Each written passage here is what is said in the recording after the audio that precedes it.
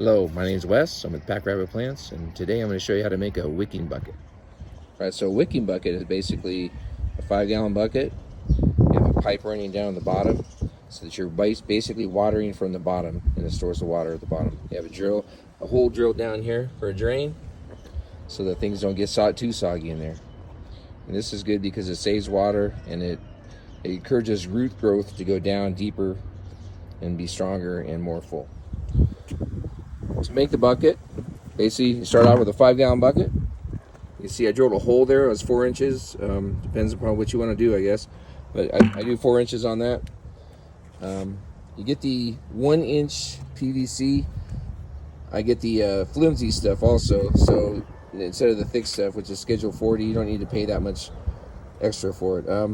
One 20-foot piece of this PVC pipe is enough to do 5 buckets. If you don't want to invest in PVC cutters, they actually had PVC cutters in the store when I was there, so I was able to actually measure and cut my pieces, so that I didn't have to carry a 20-footer in my small car.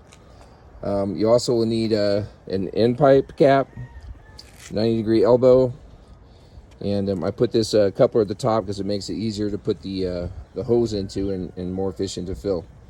Drill holes in your bottom piece and then put it all together. You don't need to use PVC glue or any of that stuff because you're just doing a wicking bucket. It doesn't have to be watertight. It just has to get the water to the bottom. Here are the PVC pieces put together to make our pipe. As you can, I didn't use any glue, so you don't have to worry about that. See, it just drops down in here, and that's how it fits in there. Now what we need to do is fill it up, and what you put in there just kind of depends on what you want to do and what you're growing.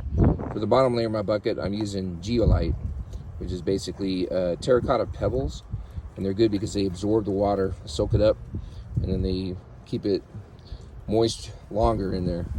On top of you can see I got it in here. Then on top of that, I'll throw a little burlap.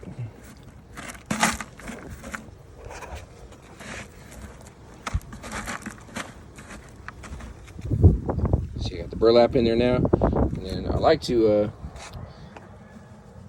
put some of this stuff that I make. It's just shredded cardboard. I use a heavy-duty paper shredder for that.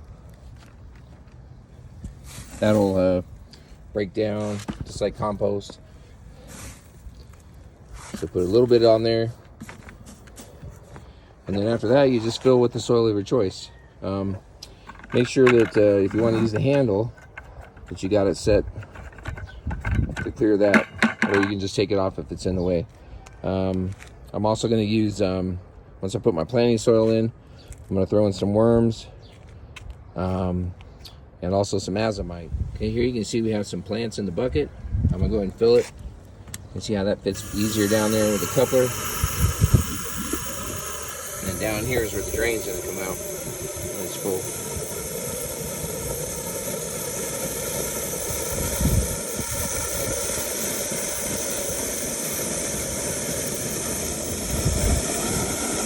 There it goes. Now, of course, when you're starting smaller plants, you want to go ahead and water from the top for a while to allow them to get the roots down there.